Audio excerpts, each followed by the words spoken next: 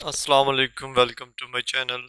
आज इस वीडियो में BIF 101 के जो लेक्चर नंबर 103 से लेकर 104 और 105 ये तीन लेक्चर डिस्कस करेंगे। तो सबसे पहले जो हमारे पास है ये है सीक्वेंस फॉर्मेट्स। ये लेक्चर नंबर 103 है, ठीक है। फास्टा सीक्वेंस फॉर्मेट, इसमें सबसे पहले हमारे पास फास्टा सीक्वेंस फॉर्मेट है। तो इसमें जो डीएनए सीक्वेंसेस हैं are stored and specified formats. जो डीएनए की सीक्वेंस होती है उनको ख़ास फॉर्मेट्स में रखा जाता है, और इसके लिए जो है मुख्तलिफ से जो सॉफ्टवेयर है उनकी ज़रूरत होती है जो इन सीक्वेंसेस को डिफरेंट फॉर्मेट में रखे, यानी स्पेसिफाइड और डिफरेंट फॉर्मेट में रखने के लिए कुछ सॉफ्टवेयर की ज़रूरत होती है, ठीक है। तो फास्टा सीक्वेंस जो है is the most frequently used format to present DNA and protein sequences. FASTA सबसे जो मोस्ट कॉमन है, ये आमतौर पर यूज़ होती है डीएनए और प्रोटीन सीक्वेंस जो है उसके फ्रिक्वेंटली यूज़ होती है उसके फॉर्मेट को प्रेजेंट करने के लिए, ठीक है। It is recommended that all lines of text B shorter than 80 character in length.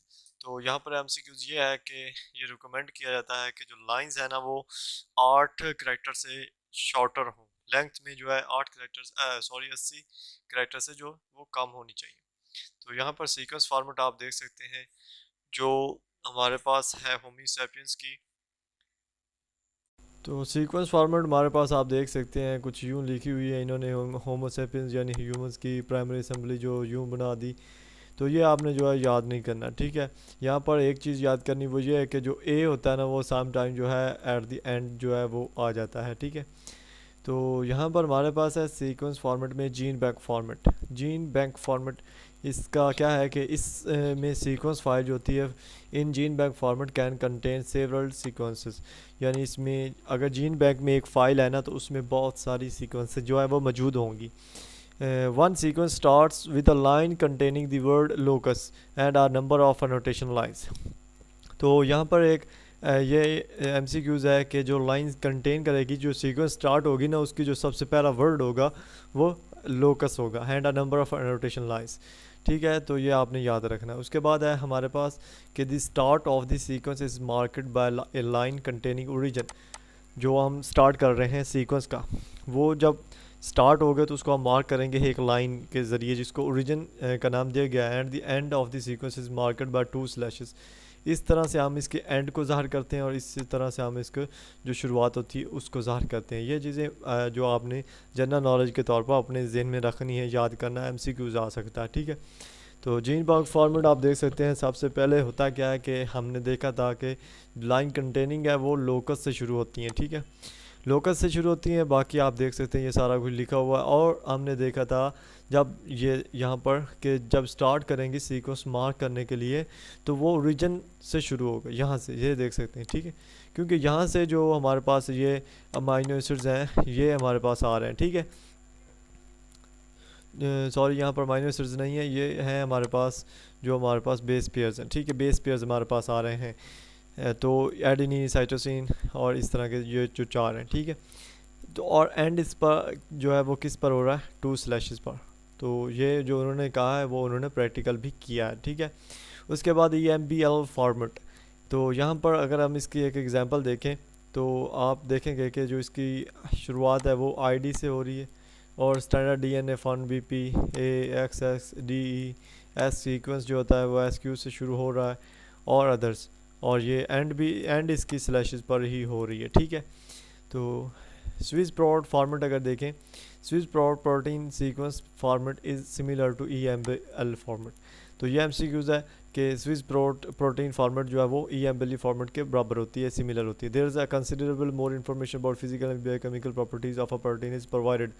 तो यहाँ पर अगर हम देखें स्विस प्रोट फॉर्मेट का, हमने देखा कि ये जो EMBL फॉर्मेट के कुछ रिलेटेड होता है क्योंकि ID से आइडेंटिफिकेशन से शुरू हो रही है ये भी, और टर्मिनेशन लाइन एंड पर स्लैशेस के ज़रिए ख़त्म हो रही है। बाकी जो इसकी रेफरेंस ऑथर्स, रेफरेंस लोकेशन, ये सारा कुछ दिया हुआ है, ठीक है। XML फॉर्मेट, XML फॉर्मेट क्या होता है, ये अक्सर जो है क्वेश्चन पूछा जाता है शॉर्ट क्वेश्चन के तौर पर, ठीक है।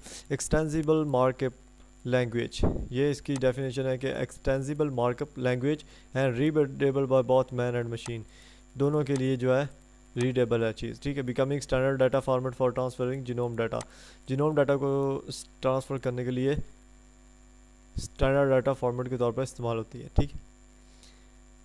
यहाँ पर आप देख सकते हैं इसको एनोटेशन के ज़रिए दिया गया ये वाले, ठीक है, XSD एनोटेशन, ये जो XML फॉर्मेट है जो हमारे पास कोडिंग डिकोडिंग में इस्तेमाल होती है, ठीक है, इस तरह से ही। तो उसके बाद हमारे पास है सीक्वेंस कन्वर्टर्स। ये क्या है? Readseq. Readseq EQ is a useful sequence converter developed by DG Gilbert at Indiana University USA। तो ये MCQs है कि रीड सेक जो यूजफुल सीक्वेंस कन्वर्टर है वो DG गिलबर्ट ने इंडियाना यूनिवर्सिटी USA में उसको डेवलप किया था। And recognises DNA protein sequence file and inter convert them. ये DNA और प्रोटीन सीक्वेंस को रिकॉग्नाइज करता है, फिर उनको आपस में इंटर कन्वर्ट कर देता है, यानी उनको आपस में जो कन्वर्ट कर देता है। Database store sequence and specified formats. ये डाटाबेस की आप तारीफ कर सकते हैं, याद पहले भी बताया है। जीन बैंक, DDBJ और EMBL as a similar format. तो ये हमारे पास एक और जो क्वेश्चन आता है कि जीन बैंक, DDBJ और EMBL has a same format. Different software need sequences and different format. Different format में हम अगर सीक्वेंसेस को कर रहे हैं तो उसके लिए हमारे जो सॉफ्टवेयर वो भी डिफरेंट चाहिए होते हैं। डाटा रिट्राइवल, ये 104 जो लेक्चर नंबर है, ठीक है। डाटा रिट्राइवल क्या होता है कि nearly all biological databases are available for download and simple text flat files. जो आमतौर पर बायोलॉजिकल डाटाबेसेस होते हैं उसमें तकरीबन जो सारी फाइल्स होते हैं वो अवेलेबल होती हैं, यानी उनको हम सिंपल टेक्स्ट में डाउनलोड कर सकते हैं। तो एक local version of the databases allows one greater freedom in processing the data. अगर एक लोकल वर्जन आ जाए, यानी आम शख्स भी उसको जाके क्या है उसको अलाउ करे कि वो उसको उसमें जो डाटा है उसको एक्सेस करे, उसको डाउनलोड करे टेक्स्ट फाइल में, तो ये एक फ्रीडम का प्रोसेस है, ठीक है। डाटा रिट्राइवल में इंटरेस्ट की बात करेंगे। इंटरेस्ट जो है is an integrated search engine which allows users to search and retrieve different data from the NCBI। तो ये एक क्या है हमारे पास सर्च टूल है। ये क्या करता है, इसके ज़रिए हम मुख्तलिफ जो डाटा है वो हम निकाल सकते हैं NCBI से, ठीक है। And it can be access from the site. ये इस NCBI साइट जो हमने पिछले लेक्चर्स में डिस्कस किया वो है।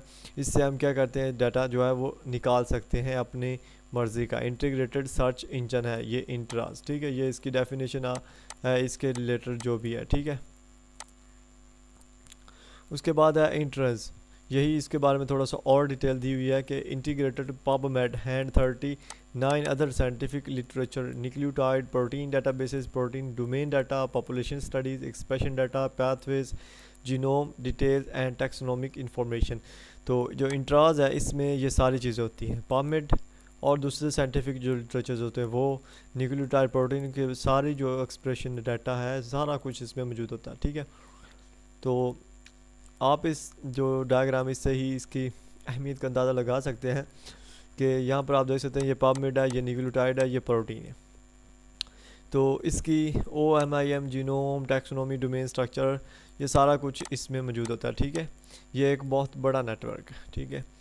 Data retrieval search NCBI databases, ये हमने पीछे भी देखा था। यहाँ पर सिंपल जो आपको जो भी आपका क्वेश्चन है आप यहाँ पर सर्च करें, जो भी सीक्वेंस आप सर्च करना चाहते हैं प्रोटीन के रिलेटेड, न्यूक्लियोटाइड के रिलेटेड, सर्च के दबर पर क्लिक करें, बस आगे जो आपका इसका सर्च जो है वो मिल जाएगा, ठीक है। बल्क डाटा रिट्राइवल, ये क्या है? तो इसमें the best option is to use FTP file transfer protocol. तो यहाँ पर FTP का मुखफ़्फ़ आपने याद रखना है। तो इसमें जो सबसे बेस्ट ऑप्शन है वो क्या है, FTP करते हैं, यानी फ़ाइल को ट्रांसफ़र करना लेकिन प्रोटोकॉल भी हो। तो फाइल ट्रांसफ़र प्रोटोकॉल जो है is a standard network protocol use to transfer files. ये इसकी डेफिनेशन है FTP की कि ये एक स्टैंडर्ड नेटवर्क प्रोटोकॉल है जो हम ट्रांसफ़र फाइल्स को करने के लिए करते हैं। सिंपल सी डेफिनेशन है, ठीक है। विया कमांड लाइन और application programs like FTP clients. तो इसको हम करते किन के ज़रिए, प्रोटोकॉल को कंट्रोल विया कमांड लाइन के ज़रिए और एप्लीकेशन प्रोग्राम के ज़रिए जो कि FTP क्लाइंट्स के तरह होते हैं, ठीक है। बल्क डाटा रिट्राइवल में ये है कि जो data needs to be transform और प्रोसेस यूजिंग प्रोग्रामिंग लैंग्वेज। जो डाटा हमें ज़रूरत का है, जिसको हमने ट्रांसफ़र करना है या प्रोसेस करना है, उसके लिए प्रोग्रामिंग लैंग्वेजेस का होना जो है वो ज़रूरी है। हम उनको इस्तेमाल करेंगे और डाटा अपने जो इन्फॉर्मेशन है वो एक्सेस कर लेंगे। इसमें PERL, पर्ल और पैथन और good for processing biological data. Python एक बहुत बड़ी वेबसाइट है और पर्ल और पैथन जो है ये बायोलॉजिकल डाटा को प्रोसेस करने के लिए सबसे बेस्ट ऑप्शन है बल्क डाटा रिट्राइवल में, ठीक है। तो अगर कंक्लूजन की बात करें तो data is transfer over the internet, net पर डाटा को ट्रांसफ़र करते हैं। Data needs to be transferred और प्रोसेस, डाटा को ज़रूरत होती है कि उसको ट्रांसफ़र किया जाए और उसको एक्सेस किया जाए, उसको प्रोसेस किया जाए, उस पर काम किया जाए, ठीक है। वाई प्रोटियोमिक्स, ये जो हमारे पास है ये लेक्चर नंबर 105 है, ठीक है। Why do we mean by proteomics, इस ये जो हमारे पास है इसमें है कि प्रोटियोमिक्स की सबसे पहले मैं ये इसके बारे में बताया गया कि प्रोटियोमिक्स क्या है। Proteomics is the large scale study of protein, ये इसकी डेफिनेशन है, ठीक है। Usually by biological method, biological method को इस्तेमाल करके प्रोटीन की लार्ज स्केल पर स्टडी करना प्रोटियोमिक्स कहलाता है, ठीक है। The word proteomics has been associated traditionally with displaying a large number of proteins from a given cell line or organism on two-dimensional polyacrylamide gels। यानी ये क्या करती है कि ये ट्रेडिशनली यानी आम तौर पर जो प्रोटीन्स एक लाइन सेल लाइन पर या एक ऑर्गेनिज्म में मौजूद होते हैं उसके 2 डायमेंशनल जो होते हैं उस पर मौजूद होते हैं और पोलीएक्रिलामाइड जेल्स को इस्तेमाल करते हुए हम प्रोटीन के जो है एसोसिएट यहाँ पर उसको किया गया प्रोटीन के साथ, ठीक है। तो ये प्रोटियोमिक्स की डेफिनेशन है, ठीक है। उसके बाद हमारे पास है ये आप देख सकते हैं कि प्रोटीन अगर प्लस हम करें जीनोमिक्स के साथ, जीन्स की स्टडी के साथ, तो फिर हमारे पास जो है प्रोटियोमिक्स आती है, ठीक है। प्रोटीन सिंपल इसमें नहीं आएगा, इसमें हम जीन्स का मुताला का जीन्स का कलेक्शन डाटा सेट जो है जीनोमिक्स जिसे हम कहते हैं उसके साथ इसको प्लस करेंगे बराबर प्रोटियोमिक्स आएगा। ये जो ये वाला था इसको आप डेफिनेशन के तौर सॉरी जो MCQs के तौर पर याद रखना है कि protein plus genomics is equal to proteomics, ठीक है। उसके बाद हमारे पास है तो स्कोप ऑफ प्रोटियोमिक्स, ये इंपॉर्टेंट यहाँ पर हमारे पास है क्वेश्चन, शॉर्ट क्वेश्चन, ठीक है। इसमें क्या है कि identification and characterisation qualification of all proteins involve in a particular pathway organelle cell tissue organ organism that can be studied in concert to provide accurate comprehensive data about this system.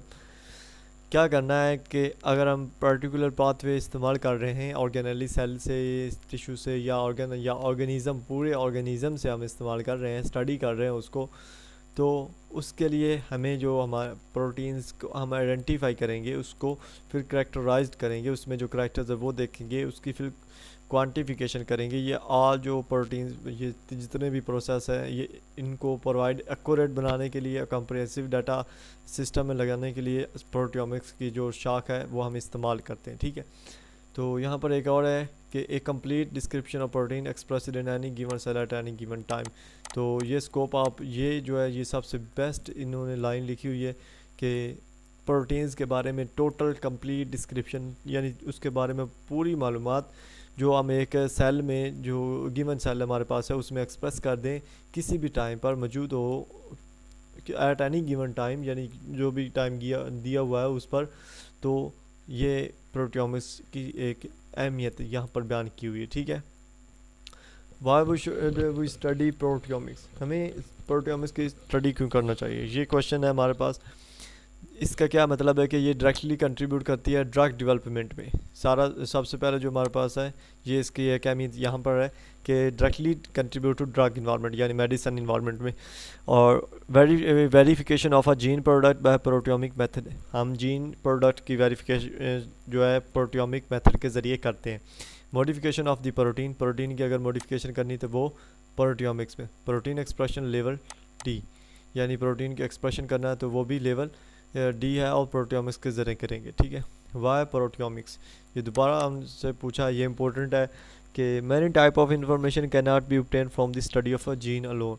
बाद ये होता है कि हम अगर jeans का मुताला करते रहे तो उससे जो है ज़्यादा इंफॉर्मेशन स्टडी जो है वो नहीं आ जाती। तो इसके लिए जो है protein not a genes are responsible for the phenotypes of a cell, यानी for example protein not genes are responsible for the phenotype of cell. Cells की जो फिनोटाइप है, फिनोटाइप क्या होता है, उसका जो बिहेवियर होता है, इस फिनोटाइप फिजिकल अपीयरेंस जो होता है वो फिनोटाइप होता है। तो उसके रिस्पॉन्सिबल ना जीन्स है ना प्रोटीन्स है। तो it is possible to elucidate mechanism of disease aging defects of environment solely by studying the genome। तो ये जो है इम्पॉसिबल है कि हम उस मैकेनिज़्म उससे डिजीज़ का पता लगाएं, उसकी एजिंग का या इन्वायरमेंट का जो उस पर इफ़ेक्ट पड़ रहे हैं उनका पता लगाएं, ठीक है। तो ये जीनोम की स्टडी, सिर्फ जीनोम की स्टडी करने से ये हम सारी चीज़ें नहीं मालूम कर सकते। जब हम उसके साथ प्रोटियोमिक्स की स्टडी करेंगे तो हमारे पास जो हर चीज़ है वो क्लियर हो जाएगी। Advantage of study of proteomics, तो shows that genetic alternations are not the reason for all type of diseases, यानी ये जो है शो करता है कि जो प्रोटीन्स की अल्टरनेशन है, जेनेटिक अल्टरनेशंस हैं, वो तमाम डिजीज़ की वजह नहीं है। ठीक है, ये हो गया। उसके बाद है हमारे पास के helps in determining the proper treatment of disease का प्रॉपर ट्रीटमेंट में हमारी मदद करती है, यानी उसकी पूरी तशखीस करने में और उसका इलाज करने में हमारी मदद करती है। With the help of three-dimensional analysis of proteins, we have found that HIV protease is the enzyme which is responsible for AIDS. तो यहाँ पर एड्स की बीमारी का जो सबसे पहला रीज़न है वो क्या है, HIV प्रोटीएज एंजाइम है। ठीक है, तो अगर हम थ्री डिमेंशनल मुताला करें तो हम इस एंजाइम के जो प्रोटीन्स का अगर मुताला करें तो इस एंजाइम के बारे में हमें पता चला। ठीक है, एड्स की इस बीमारी का पता हमें प्रोटियोमिक्स में थ्री डिमेंशनल स्टडी करने से पता चला।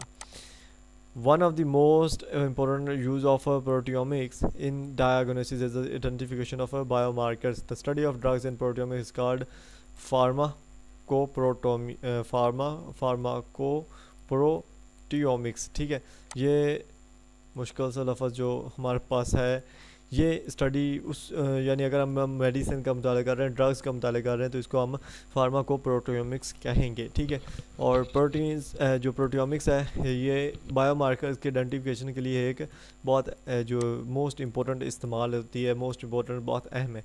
ये क्वेश्चन भी अपने लिहाज से बहुत अहम है। ठीक है, ये आपने याद रखना है कि एडवांटेज क्या है स्टडी करने के प्रोटियोमिक्स के। प्रोटियोमिक्स का एम्स क्या है, जीनोमिक्स इंटीग्रेटेड स्ट्रेटजीज़, एक ये एम है। जीनोमिक्स के बारे में हमने क्या करना है, स्ट्रेटजीज अपनानी है उसे एक्सेस करने के लिए, उससे डाटा निकालने के लिए। Study of post translational modification, post translational modification जो तब्दीलियाँ आई उनकी स्टडी करने के लिए। Identification of novel protein targets for drugs, novel protein को आइडेंटिफाई करने के लिए कि हम उससे ड्रग्स के लिए वो कितना फ़ायदेमंद है या नहीं, यानी ड्रग्स के तौर पर उसे ले सकते हैं या नहीं। Analysis of tumour tissues, tumour tissues के एनालिसिस के लिए तशखीस करने के लिए। And comparison between normal disease tissue, दो एक नॉर्मल और डिजीज़ टिश्यू में कंपैरिजन करने के लिए, और फिर हम उससे अपने देखेंगे कि उससे कोई वो नॉर्मल डिजीज़ है क्या है। Comparison between disease and pharmacologically treated tissues, तो कंपैरिजन करेंगे किस में, डिजीज़ में। एक वो सेल जिनमें डिजीज़ पहले से मौजूद है और दूसरा वो सेल जो ट्रीटेड है, फार्माकोलॉजिकली ट्रीटेड है, यानी जो सही है, उनके दरमियान करेंगे तो हमारे पास जो इसका कंपेयर करने से उसका रिज़ल्ट आएगा हमारे पास। तो जीनोम यहाँ पर एक दिया हुआ है 21,000 human protein including genes, and ये 10 लाख जो है ह्यूमन प्रोटीन्स आए हैं। जीनोम जो है वो 21,000 हैं और प्रोटियोमिक्स जो वो 10 लाख हैं। ठीक है, ट्रांसक्रिप्टोम है वो उसमें क्या है, ह्यूमन ट्रांसक्रिप्ट वो कितने हैं, वो 1 लाख हैं। इंक्रीज इन कॉम्प्लेक्सिबिलिटी, तो लिमिटेशन जो जीनोमिक की चैलेंज है प्रोटियोमिक्स का, इसमें लिमिटेशन क्या है। लिमिटेशन इसमें यह है कि को translational modification, differential messenger RNA splicing, ये आपने याद रखना है कि ये लिमिटेशन जो है ये आपने याद रखनी है। इसमें सबसे पहले हमारे पास को ट्रांसलेशनल मॉडिफिकेशन है, डिफरेंशियल मैसेंजर आरएनए स्प्लाइसिंग, और उसके बाद है पोस्ट ट्रांसलेशनल मॉडिफिकेशन, और इसमें है C terminal GPI anchor, phosphorylation, sulphation, glycosylation, N myristoylation, hydroxylation, N methylation, carboxy methylation, signal peptidase site, ये इसकी सारी पोस्ट ट्रांसलेशन मॉडिफिकेशन है। ठीक है, ये आपने याद रखनी है। तो लेक्चर हमारे पास जो आगे है नेक्स्ट, वो सेंट्रल डॉगमा है, वो 106 है, तो उसको इंशाल्लाह नेक्स्ट वीडियो में जो है अच्छे से डिटेल से उसको कवर करेंगे। और यहाँ तक अगर वीडियो अच्छी लगी तो वीडियो को लाइक कर दें और चैनल को सब्सक्राइब कर दें ताकि आने वाली वीडियोस आपको मिलती रहे। अल्लाह हाफिज़।